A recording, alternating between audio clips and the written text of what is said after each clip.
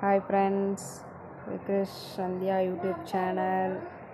இந்த வீடியோஸில் என்ன பார்க்க போகிறோம் அப்படின்னா, ஒரு குட்டி ஸ்டோரி தான் பார்க்க போகிறோம். கடவுள் இருக்காரா இல்லையா அப்படின்ற ஒரு குட்டி ஸ்டோரி தான் பார்க்க போகிறோம். ஒரு துறவி ஆற்றங்கரையில் அமர்ந்து தண்ணீரோட ஆற்றங்கரையில் உட்காந்து அமர்ந்திருந்தாராம்.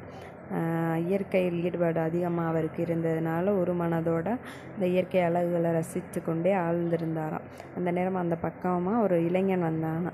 கடவுளை பற்றி அறிந்து கொள்ள வேண்டும் அப்படின்ற ஒரு எண்ணம் அவனுக்கு அதிகமான ரொம்ப நாளாக இருந்துச்சான். சுவாமி, எனக்கு ஒரு சந்தேகம். கடவுள் என்பவர் யார் என்பதை உங்களால் சொல்ல முடியுமா என்று கேட்டானாம். துறவியோ அதை கண்டு கொள்ளாமல் தொடர்ந்து அமைதி காத்தாராம். கேள்வி அவரின் காதில் விழவில்லை என்பதை அவரின் மௌனம் உணர்த்தியது. சுவாமி, நான் சொல்வது உங்களின் காதில் விழவில்லையா என சத்தமாக கத்தினானாம்.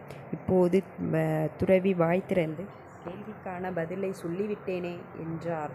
இளைஞனுக்கோ கோபம் வந்ததாம். வாயே திறக்கவில்லையே, பதில் சொல்லியாச்சு என்கிறீர்களே, துறவி பொய் சொல்லலாமா என்று சற்று கோபமாகவே கேட்டானாம். மகனே, மௌனமே எனது பதில் என்றாராம் துறவி. இளைஞனோ, இப்படி புதிர் போட்டு பேசினால் எப்படி புரியும், தெளிவாகச் சொல்லுங்கள் என்றானாம். ஆன்மீகத்தின் ஒட்டுமொத்த பிழிவே மௌனம்தான். எங்கும் நிறைந்திருக்கும் கடவுளை வார்த்தைகளுக்குள் யாரும் அடக்க முடியாது. உனக்குள்ளே தேடி கண்டெடுக்க வேண்டிய பொக்கிஷம் அவர்.